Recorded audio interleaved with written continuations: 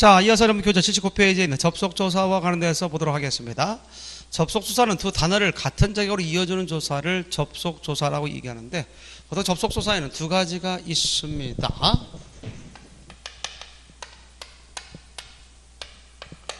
접속조사는 일단 단어 접속조사,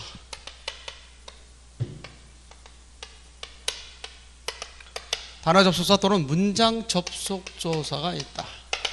자, 단어 접속조사와 관련돼서 말 그대로 단어와 단어를 대등하게 연결해주는 접속조사를 이야기하는데, 다음 같은 경우를 들어서 이야기할 수 있죠. 영수와 영희는 친구 사이다. 여기에 쓸 수 있겠고요. 문장 접속조사로서 이해될 수 있다면 다음 같은 경우겠죠. 영수와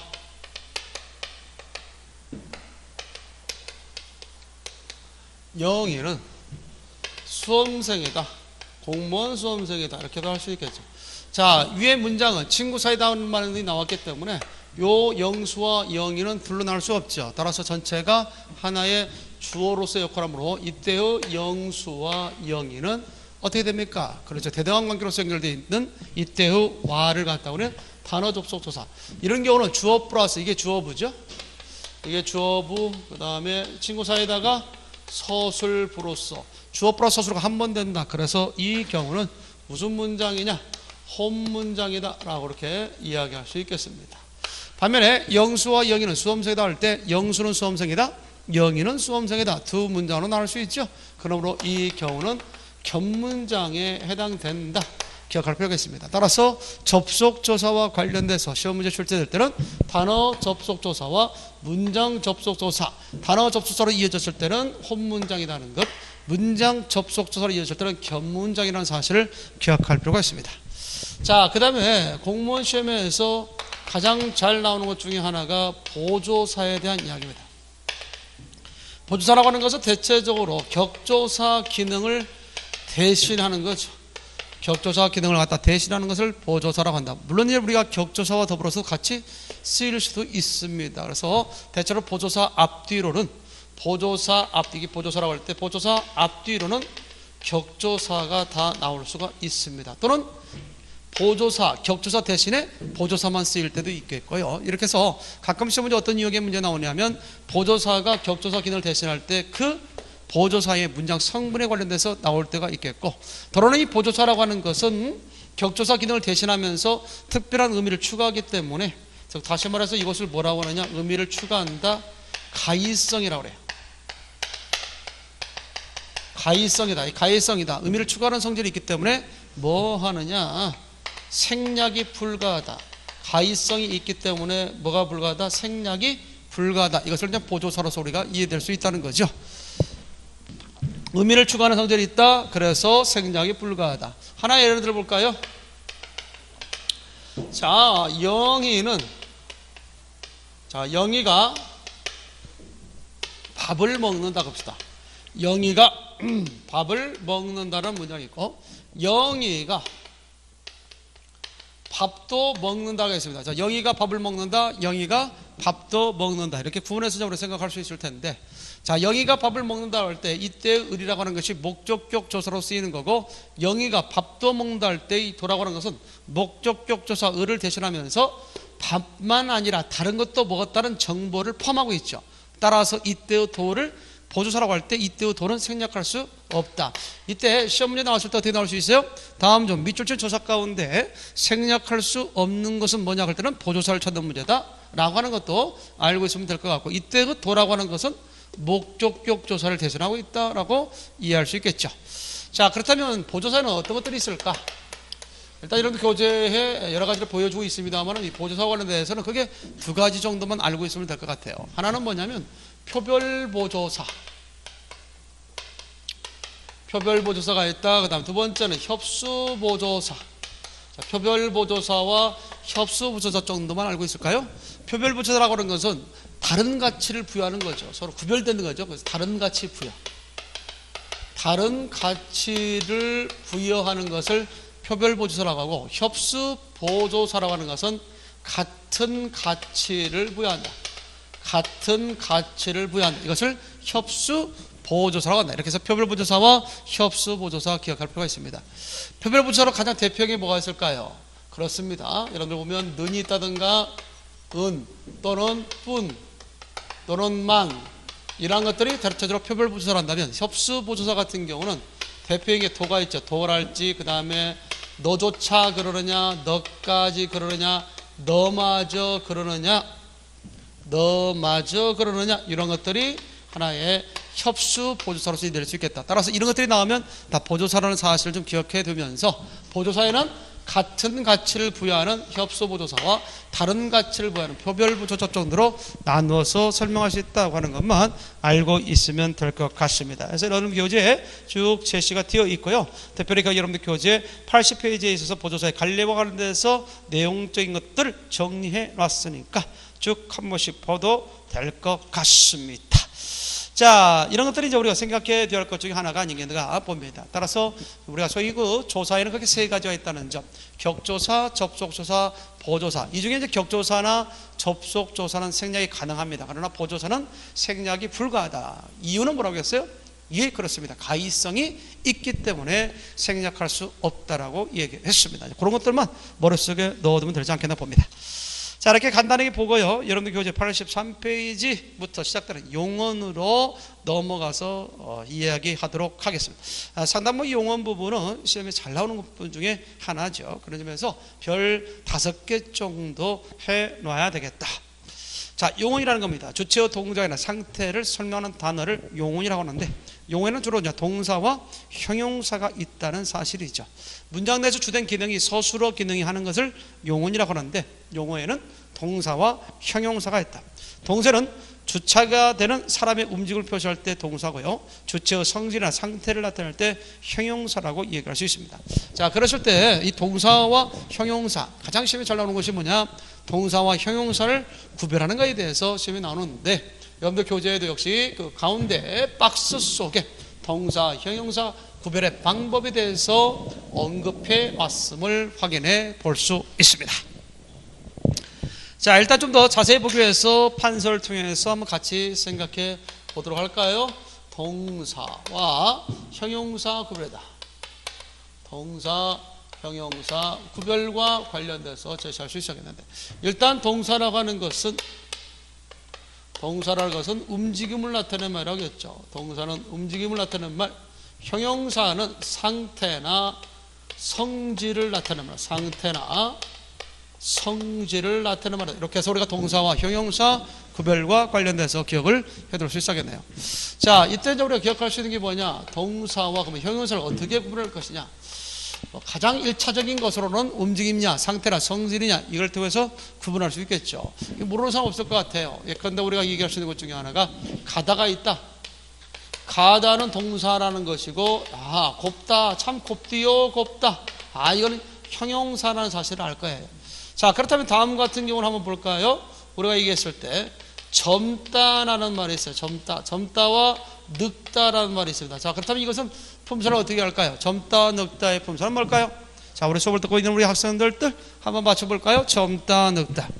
자, 젊다, 늙다 하면 어떻게 보면 다 상태나 성질을 나타내는 것처럼 대시할 수 있는데, 이때 젊다와 늙다는 품사, 젊다는 형용사지만 늙다는 동사거든요. 그럼 어떻게 해서 이렇게 품사를 구별할 수 있겠는가? 일단 동사와 형용사에 있어서 품사 구별의 방법에 대해서 기억해 두는 게 좋겠다. 자, 일단 동사와 형용사를 구별하는 방법 가운데 가장 대표적인 것이 있습니다. 앞에가 뭐냐? 현재 시제 어미. 현재 시제 어미가 있습니다. 대표적인 것이 니은이나 또는 는이 있습니다. 이렇게 현재 시제 어미를 넣을 수 있으면 동사고, 넣을 수 없으면 형용사라는 사실을 기억할 필요가 있겠다. 예를 들어서 우리가 보게 되면, 자, 다음 같은 경우 있지 않습니까? 가다가 있어요. 자, 가다에 대해서 간다는 되지만, 그 다음에 뭐에 대해서죠? 그렇죠. 곱다에 대해서 곱는다 말 안 되죠. 자, 그럽니다. 또 금방 했던 것처럼 젊다에 대해서 접는다는 안 되지만 늙다에 대해서 늙는다는 되죠. 그러니까 늙다는 동사고 젊다는 형용사다 이렇게 얘기하는 겁니다. 그래서 이 동사와 형용사를 구별할 때 가장 잘 나오는 것이 바로 이 현재 시제의 의미를 붙일 수 있느냐 없느냐를 가지고 나눌 수 있다는 사실 잊지 말기 바랍니다. 그 다음에 두 번째 이제 우리가 기억할 수 있는 것이 의도형 의미.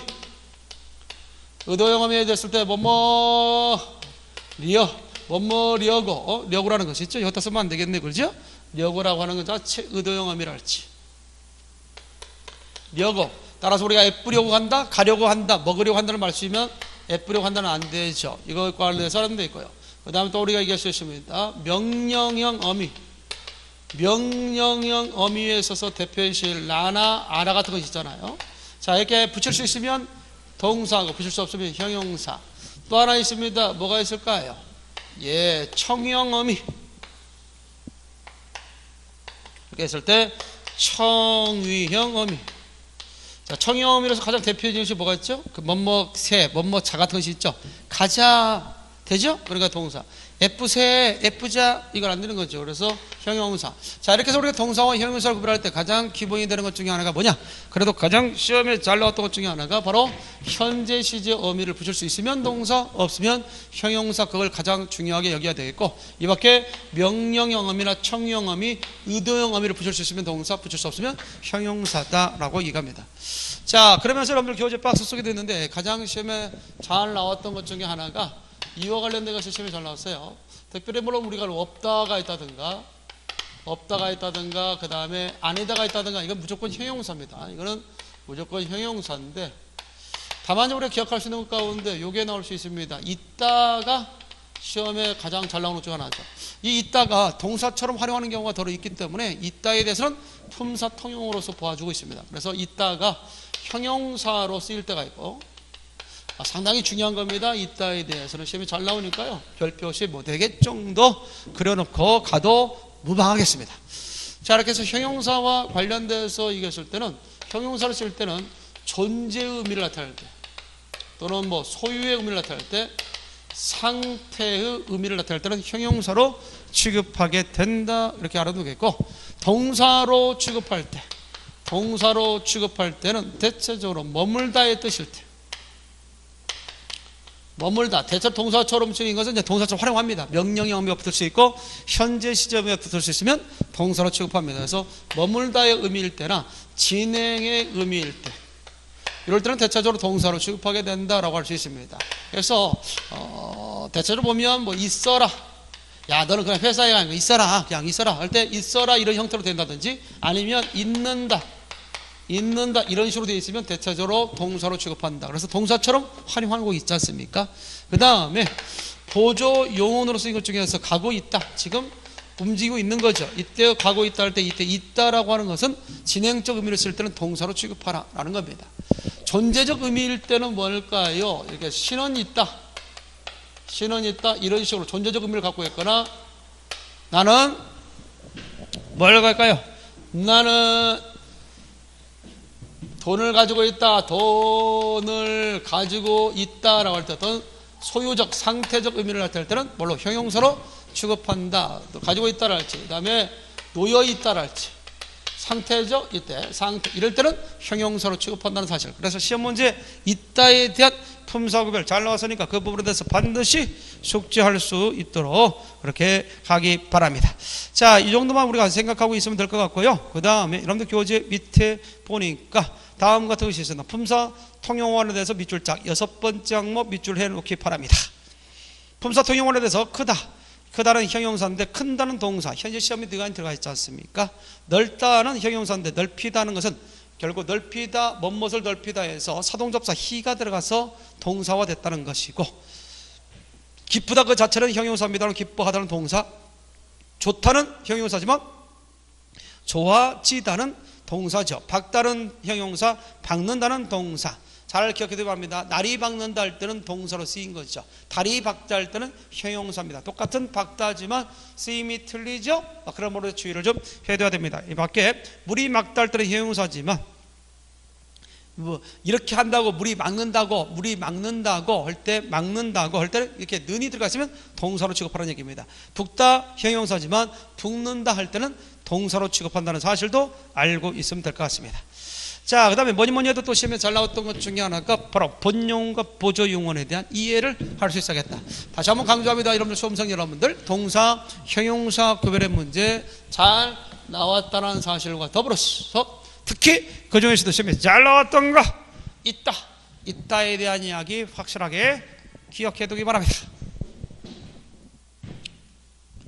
자, 그렇다면 우리가 본용과 보조용언에 대한 것들에 대해서 한번 설명할 필요가 있지 않느냐.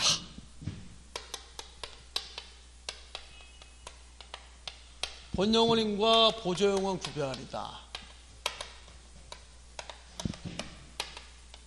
자, 이 본용언과 보조용언 구별해서 어떻게 구별할 것인가 그랬을 때, 본용언이라고 하는 것은, 본용언은 반드시 보조용언 앞에 옵니다. 그래서 본용언은 완전 서술 가능하다. 완전 서술 여부, 완전 서술 여부를 통해서 나올 수 있다. 그래서 본용언은 완전 서술을 할 수 있다면 보조용언은 완전 서술을 할 수 없다라고 얘기할 수 있습니다. 그래서 나는 학교에 가고 싶다.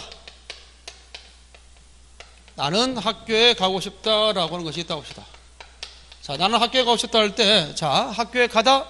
자, 이때 가다, 싶다가 각각 용언인데, 이때 나는 학교에 가다는 될 수 있지만, 나는 학교에 싶다는 말은 완전 서술이 불가능하죠. 그래서 이때의 가다를 본용언이라고 하는 거고요. 이 싶다를 보조용언이라고 하는 거죠. 이런 부분에 대해서 기본 이해를 좀 해두면 되겠다. 이렇게 해서 본용언과 보조용언에 대한 구별 기억하면 되겠어요. 나는 학교에 가고 싶다에 가고 싶다와 관련해서 생각해 둬야 되겠다. 자, 그런데 이런 경우도 있습니다. 예를 들어서 우리가 보면 다음 같은 경우를 수 있겠어요. 항상 보조용언은 본용언 뒤에 온다는 사실. 자, 그러나 그 본용언 뒤에 와서 다음 같은 경우는 있습니다. 나는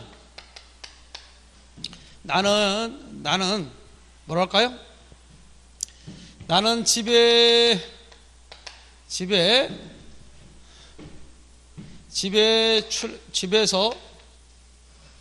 나는 집에서 출발하고 있다. 나는 집에서 출발하고 있다 할 때, 시작점을 나타낼 때 나는 집에서 출발하고 있다.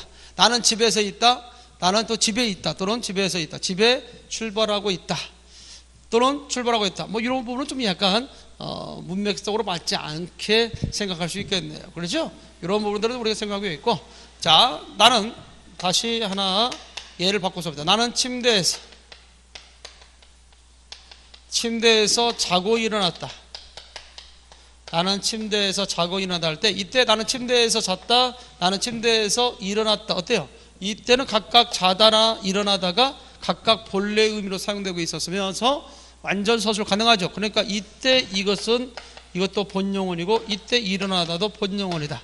자, 그래서 나는 침대에서 자고 일어났다. 이 문장, 그래서 두 문장으로 나눌 수 있다는 점에서 요거는 겹문장이 되는 겁니다. 겹문장. 그래서 나는 침대에서 잤다. 나는 침대에서 일어났다. 이렇게 되는 거죠. 따라서 항상 본용언 다음에 온다고 해서 보조용언은 아니다. 그때의 뒤에 따르는 용언이 본래의 의미로 쓰이고 있다면 이거는 본용언으로 취급하게 된다는 사실을 기억할 필요가 있습니다. 따라서 이 문장에서는 서술어가 몇 개입니까? 자다 하나, 일어났다가 하나가 되지만, 나는 학교에 가다 할 때의 본용과 보조용언 이렇게 나왔을 때는 본용과 보조용언을 합쳐서 서술어라고 보기 때문에 이거는 서술어가 하나, 이거는 서술어가 두 개. 이렇게 서술어가 두 개일 경우에 있어서는 대체적으로 겹문장일 가능성이 거의 99%라는 사실을 기억할 필요가 있습니다. 이거 본용과 보조용언 구분하는 것들 반드시 좀 기억을 좀 해두면 되겠어요. 그래서 여러분 교재도 이 구별법과 관련돼서 제시하고 있죠. 그래서 보게 되면 84페이지의 기억, 단도로 서술가 될 수 없을 때 사과를 먹고 싶다. 단도로 서술가 될 수 없다라고 하는 것은 앞에 본용언이 없이 싶다, 보조용언 혼자 독립된 서술어 기능을 할 수 없다는 것을 의미하는 거죠. 이렇게 단독으로 서술가 된다고 해도 문장의 쓰인 뜻과 다를 때, 자, 이렇게 철수는 그렇게 살아왔다 할 때 살아왔다라는 말이 있죠. 이때 살다의 미줄짝, 왔다의 미줄짝. 자, 물론 철수는 그렇게 살았다, 철수는 그렇게 왔다라고 할 때 뒤에 왔다를 통해서도 서술어 기능을 하는 것처럼 보일 수 있으나 이때의 왔다라고 하는 것이 오다라는 본래의 의미로 쓰이지 않을 때는 보조 용언으로 본다라고 얘기하는 겁니다. 자, 그런 점에서 이 기억과 니은 잘 기억해 둘 필요가 있습니다.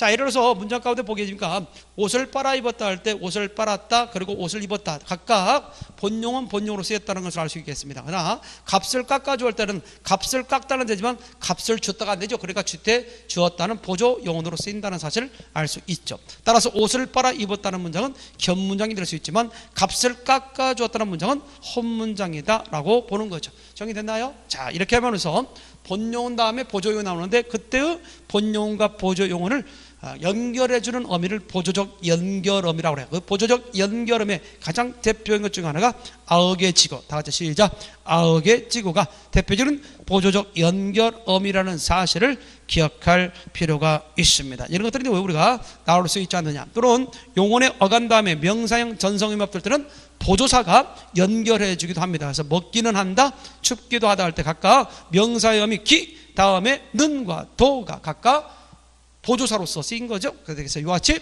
보조 용언에 있어서의 구성과 관련돼서 두 가지 방법을 통해서 연결할 수 있는데, 하나는 용언의 어간에 보조적 연결어미가 붙어서 뒤에 보조 용어를 꾸밀 수 있습니다. 그런데 먹어보다 할 때 먹다 본용은 어라는 보조적 연결어미가 뒤에 보조용은 보다와 연결시키고 있습니다. 자, 먹기는 한다 할 때는 용언의 어간 먹의 명사형어미 기와 관련돼서 뒤에는 보조사를 통해서 먹기는 한다 할 때 뒤에 한다가 보조용언이고, 춥기도 하다에서의 하다도 역시 보조용언으로 쓰인다는 사실을 기억할 필요가 있습니다. 자, 그런 정도는 우리가 좀 알고 있으면 될 것 같고요. 보통 문장 내에서 활용에 관련돼서 이제 84페이지 활용에라는 것에 밑줄 쫙 기록 바랍니다. 활용에 대한 이야기. 자, 이 활용에 대한 이야기가 상당히 잘 나올 것 같은데요.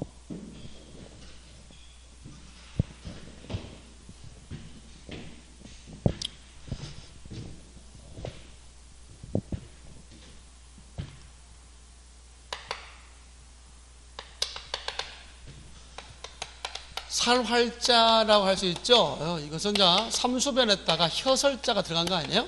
혀에 물기가 있어야 살아있는 거죠. 그래서 살활자고요. 쓸 용자와 관련돼서 이해할 수 있겠네요. 그래서 활용이다. 자, 활용에는 활용한다는 것은 어간과 어미가 나누어진다는 것이고, 그 어미의 변화를 통해서 여러 가지 문법적 관계를 드러내는 것을 바로 활용이다라고 얘기할 수 있습니다. 그래서 이 활용할 수 있는 것들, 활용할 수 있는 것을 우리가 뭐라고 했죠? 앞서 품사와 관련돼서 소위 형태상 얘기할 때 가변을 하고 얘기했죠. 그래서 가변에 속하는 거에는 몇 가지가 있다고 했죠? 그렇죠. 세 가지입니다. 동사, 그 다음에 형용사, 그 다음에 서술격 조사. 우리 국어의 서술격 조사는 많다 적다? 적죠? 뭐만 있습니까? 그렇습니다. 이다 하나만 있죠. 이렇게 해서 우리가 어간과 어미가 있을 때 가변은 동사, 형용사, 서술격 조사, 이다와 관련돼서 설명할 수 있겠다. 자, 그렇다면 우리가 어간과 어미가 만났을 때, 어간과 어미가 변하지 않는 것이 있고 어간과 어미가 변하는 경우가 있습니다. 그래서 우리가 이와 같이 생각할 수 있는데, 종류가 있죠. 활용의 종류에는 그래서 규칙 활용이라는 게 있고, 그 다음에 불규칙 활용이라는 게 있다. 자, 이렇게 해서 규칙 활용과 불규칙 활용으로 나누어서 설명할 수 있다는 겁니다. 자, 그렇다면 규칙 활용이 뭐고 불규칙 활용이 뭔가를 좀 우리가 알아야 될 것이 아니겠습니다. 그래서 규칙이 있다. 규칙 활용, 자, 시험에 잘 나오는 것이죠. 그래서 별 5개 정도 해놓고, 이것은 뭐 한글 맞춤법과도 연결돼서 시험 문제 출제되기 때문에 이 규칙 활용의 부분에 대해서 이해를 잘 할 필요가 있습니다. 자, 이렇게 규칙 활용이라는 것은 뭘 규칙 활용이냐? 어간과 어미가 만났을 때 결국 어간과 어미가 변하지 않는 것을 우리가 규칙 활용이다라고 하고요. 또 하나, 변하더라도 특히 어간이 변하는 경우가 있는데, 어간이 변하더라도 문법적으로 설명할 수 있으면, 변하더라도 문법적으로 설명할 수 있다. 문법적으로 설명할 수 있으면, 자, 이렇게 해서 어간이 변하더라도 문법적으로 설명할 수 있으면 규칙 활용으로 넣어준다라고 할 수 있습니다. 자, 하나의 예를 들어볼까요? 자, 막다가 있습니다. 막다에 대해서 뒤에 모음으로 썼단 말. 일단 규칙과 불규칙이라는 것은 자음이 왔을 때 환경이 아닌 모음이 왔을 때 환경에서 변하느냐 안 변하느냐 얘기하는 거니까, 막다에 대해서 마가 어간이나 어미가 변하지 않죠. 먹다에 대해서도 역시 먹어, 어간, 어미 변하지 않습니다. 이렇게 변하지 않는 것을 규칙 활용이라고 합니다. 그런데 예외적으로 우리가 어간이 변하더라도 문법적으로 규칙 활용으로 넣어주는 것이 있습니다. 즉 변함에도 불구하고 규칙 활용으로 넣어주는 것 대표 것이 있는데 이거 알아둘까요? 소위 의탈락이라는 것이 있어요. 의탈락. 모음과 관련돼서는 의탈락이 있고 자음과 관련돼서는 니을 탈락이 있습니다. 이런 것들은 대체적으로 규칙 활용으로 넣어줍니다. 그런데 의탈락 관련돼서는 쓰 플러스 어가 있다. 쓰다 있죠? 이때 의가 탈락하고 뭐가 됩니까? 써가 되죠. 또 있습니다. 이거 외에도 따르다. 따르 플러스 아가 오게 되면 의가 탈락하고 뭐가 됩니까? 따라가 되죠. 이것들도 역시 우리가 의탈락으로 넣어줄 수 있는 거죠. 자, 리얼 탈락과 관련돼서 제시할 수 있는 것이 뭐냐면 용언에 있어서 살다가 있습니다.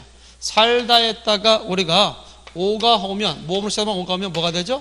사오가 되죠. 이것도 역시 리얼 탈락 역시 규칙 활용으로 넣어준다는 겁니다.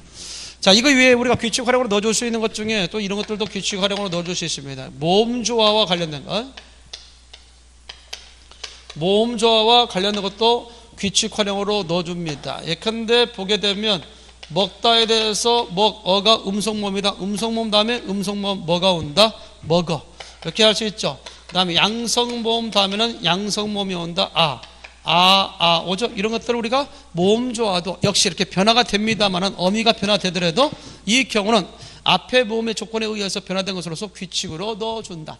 자, 이렇게 해서 변하더라도 규칙으로 넣어주는 것이 있습니다. 의탈락, 리을 탈락 기억을 해둘 수 있어야겠죠.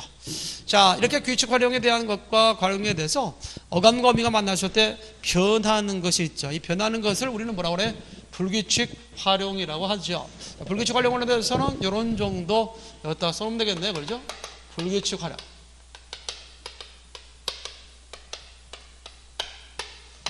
자, 이때 어간과 어미가 만났을 때 첫 번째 어간이 변하는 것이 있다. 두 번째는 어미가 변하는 것이 있다.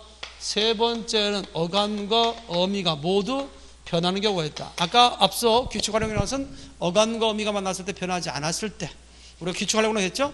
변하더라도 문법적으로 설명할 수 있으면 규칙으로 넣어준다고 그랬습니다. 그런데 불규칙 활용은 어간이 변하는 것이 있고 또 어미가 변하는 경우도 있고 또 어떤 경우는 어간과 어미가 다 변하는 것도 있습니다.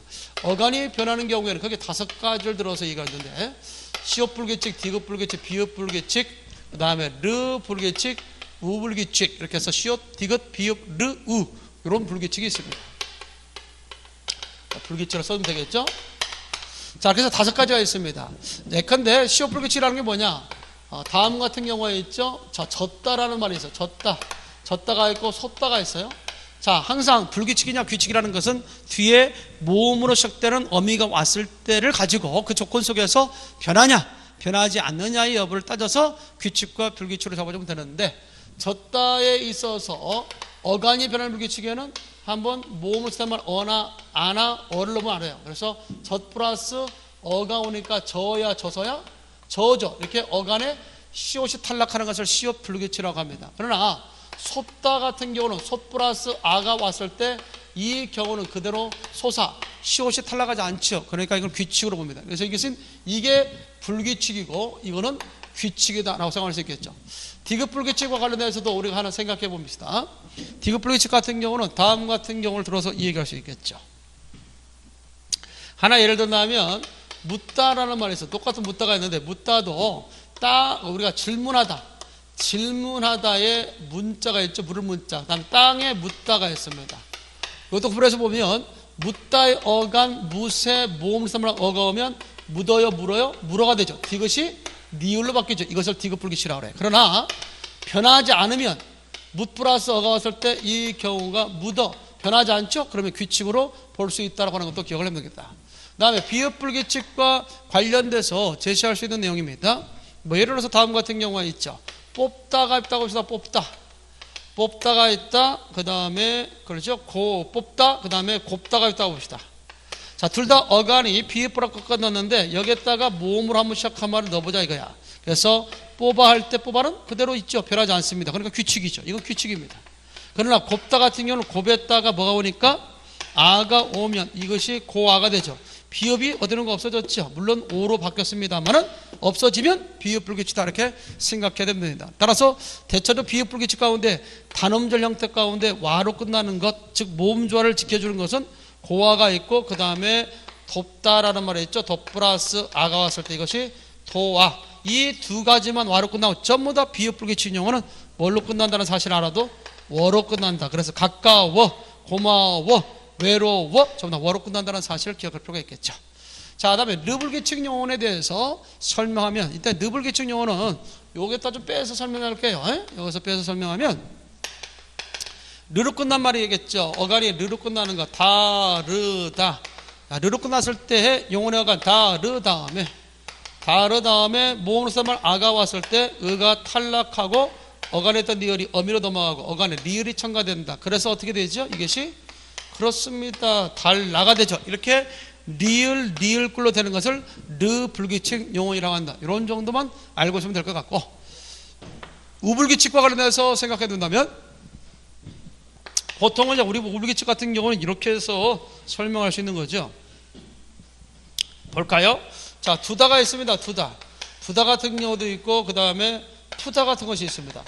자, 이때 두 다음에 모음시말 어가 왔다 봅시다. 그러면 이건 어떻게 되죠? 축약이 돼가지고 축약에 대해서 도라고 하죠. 그런데 푸다 다음에 어가 오게 되면 이 경우는 어떻게 됩니까? 예, 그렇습니다. 우가 탈락하고 퍼가 되죠. 이렇게 나머지들에 있어서는 뒤에 모음으로 시작만 오더라도 우가 탈락하지 않고 축약 형태로 제시할 수 있는데 이 경우는 아예 우가 없어져 버리죠. 그래서 우불규칙은 딱 하나뿐이 없습니다. 우리 국어의 우불규칙은 푸다 하나뿐이 없다는 점. 이것이 어간이 변하는 불규칙이다. 어간이 변하는 불규칙 그게 몇 가지가 있다? 5가지. 자, 시옷, 디귿, 비읍, 르우. 그래서 사다바루 이렇게 외워둔다면 그렇게 어렵지 않죠. 사다바루 이렇게 외워두면 됩니다. 정리됐죠? 사다바루. 자, 이런 정도 우리가 알 수 있는 거고, 뭐 아니면 이제 우리가 뭐 그렇게도 할 수 있는데요. 우불규칙, 르불규칙, 시옷불규칙, 비읍불규칙, 디귿불규칙에서 이렇게 외워서 우루사보다 우리가 간 기능 간보에는 우루사보다 이렇게 해도 괜찮습니다. 사다바루 하든지 아니면 우루사보다 외우든지 여러분들 선택에 따라서 쉽게 외울 수 있도록 하시기 바랍니다. 자, 그다음에 어미가 변하는 불규칙에 대해서 이쪽으로 빼서 좀 잠깐 설명하면 어미가 변하는 불규칙. 자, 일단 어미가 변하는 불규칙에는 3가지가 있는데요. 대표적인 것이 뭐가 있냐면 너라 불규칙, 그 다음에 여불규칙, 그 다음에 러불규칙, 이렇게 크게 3가지가 있습니다. 너라 불규칙은 오다 계열에서만 나타납니다. 오다 계열에서만 나타나는 것이 너라 불규칙이다. 하나 예를 들어서 보게 되면 이런 것들이죠. 오에다가 아라, 이때 어미가 변하는 불규칙은 여기에다가 한번 아라나 어라를 넣어봐요. 아라나 어라. 명령형음이 아라나 어라를 넣어서 아까도 설명했다시피 규칙이냐 불규칙이라는 문제는 용언의 어간에 모음으로 시작되는 어미를 넣어봐서 변하느냐 변하지 않느냐를 가지고 따져주면 돼요. 따라서 오다에다가 아라를 넣으니까 어떻게 됩니까? 그렇죠, 이게 오너라가 되죠. 따라서 너라 불규칙이 되는 겁니다. 자, 다음에 두 번째 여불규칙은 어떤 거에서 나오느냐? 하다 계열에서 여불규칙이 나오죠. 하나 예를 들어 보니까 이름을 나오죠. 하다의 어간 하에 명령어미 아라를 쓰니까 어떻게 됩니까? 그렇습니다. 여라가 되죠. 그래서 특별히 여라 불규칙 해야 되는데 이 경우는 굳이 아라를 붙이지 않고 아만 붙여도 이것이 뭐가 됩니까? 여가 되기 때문에 여불규칙을 한 거죠. 그래서 여불규칙. 하다 계열은 다 여불규칙이다. 그 다음에 러불규칙이 있습니다. 러불규칙과 관련돼서는 크게 3가지만 있습니다. 러불규칙은 몇 가지가 있다? 3가지 있습니다. 그것만 기억해 둘까요? 자, 형용사 가운데 푸르다가 있습니다. 푸르다가 있다든가 누르다가 있다든가 동사 이르다, 어디에 다다르다, 어디에 다다르다 할 때 동사에 이르다, 이렇게 3가지만 러불규칙 용어입니다. 그래서 요 경우에 대해서 하나 생각한다면 여기 되어 있죠. 푸르다에 모음사물 어가 오니까 뭐가 되죠? 이 경우가 푸르러 이렇게 되죠. 그래서 어미가 변한다. 러불규칙. 누르다에도 어가 오니까 누르러 해서 러불규칙 이렇게 되는 거죠. 그 다음에 이르다가 있다 할 때 어디에 다다르다 할 때 이르어 이것이 뭐가 돼요? 이르러가 되죠. 그래서 우리가 불규칙과 관련해서 러불규칙에는 크게 몇 가지? 세 가지가 있다는 사실을 기억할 필요가 있습니다. 첫 번째 푸르다, 두 번째 누르다, 세 번째 이르다. 이렇게 해서 그게 세 가지가 있다는 사실을 기억할 필요가 있습니다. 자, 이렇게 해서 어미가 변하는 불규칙과 관련해서 얘기했는데 여러분들에게 여기서 잠깐 징검다리 문제 한번 제시해 볼까요? 예를 들어서 공부하다라는 단어가 있다고 합니다. 공부하다는 단어는 불규칙일까요? 규칙일까요? 하나, 둘, 셋. 예, 그렇습니다. 이 공부하다는 하다 계열로서 공부하여라 여불규칙 용언이 되는 거예요. 여러분들 하다만 여불규칙이라고 착각하면 안 돼요. 하다 계열이 다 여불규칙입니다. 또 하나 볼까요? 예를 들어서 돌아오다가 있습니다. 돌아오다는 규칙일까요? 불규칙일까요? 하나, 둘, 셋. 그렇습니다. 돌아오다 같은 경우도 돌아오너라 너라 불규칙이죠. 따라서 오다 계열은 다 너라 불규칙, 하다 계열은 다 그렇지 여불규칙이다. 이렇게 생각을 해두라는 겁니다. 이렇게 해서 우리가 어간과 어미에 대한 것들 계속해서 불규칙 활용에 대해서 살펴보고 있습니다. 이제는 마지막에 있어서 어간과 어미가 모두 변하는 불규칙 히읗 불규칙에 대한 이야기를 하고자 합니다. 자, 어간과 어미가 모두 변하는 불규칙에 무슨 불규칙이 있다? 히읗 불규칙이 있다. 요거 좀 기억해 둬야 되겠네요. 그렇죠? 자, 대처를 보게 되면 다음 같은 경우가 있죠. 하야타를 한번 들어서 한번 해볼까? 하야타 할 때 모음으로 썼단 말 아가 오니까 아가 오면 이때 가장 중요한 것 중에 하나는 자, 모음과 모음 사이, 울림과 울림 사이에서 히읗이 탈락하고 아가 이로 바뀝니다. 그래서 요게 뭐가 되느냐? 하에 이렇게 되는 거죠. 이것을 히읗 불규칙, 즉 어간도 변했고 어미도 변했다. 하나 더 설명해 볼까요? 허옇다는 말도 들어서 설명할 수 있죠. 허옇다, 허옇었다, 어가 넣었다. 그러면 이것도 어가 이로 바뀌고 히읗이 탈락해서 이 경우가 허예가 된다. 이것을 무슨 불규칙? 그렇죠. 이것도 역시 히읗 불규칙이라고 할 수 있습니다. 자, 그러면서 여러분들 2016년 즉 2016년부로 우리가 표준으로 인정되는 활용하는 데서 좀 기억해 둘 것이 있습니다. 뭐가 있느냐? 히읗 불규칙과 관련돼서 추가된 내용. 그래서 여러분들 교재에도 나름 제시를 좀 해놨습니다만은 다음 같은 내용이 있죠. 그런데 말같아가 있다. 말같아 할 때 말같 다음에 특히 내가 왔을 때 이 경우는 보통 어떻게 정리가 되냐면 울림과 울림살에 있어서 히읗이 탈락해서 말간에 이렇게 하는 것이 원칙이었습니다. 그러나 바뀐 내용 가운데 하나는 말같네 그대로 히읗을 탈락하지 않고 쓰는 것도 맞다고 처리했습니다. 둘 다 맞는 거로 처리했다는 사실을 좀 기억해 두면 되겠고, 그 다음에 우리 하나 또 기억을 해야 될 것 중에 하나가 뭐가 있느냐면 말다라는 말이 있어요. 말다. 이 말다에 있어서 활용의 문제는 마라, 마 또는 말라만 쓸 수 있도록 했던 것을 이제는 말 다음에 명령형이 아라고 하더라도 그대로 말아라를 같이 쓸 수 있다고 처리했으니까 이거 잊지 말기 바라고요. 또 하나 금방 배웠던 가운데 푸르다가 있습니다.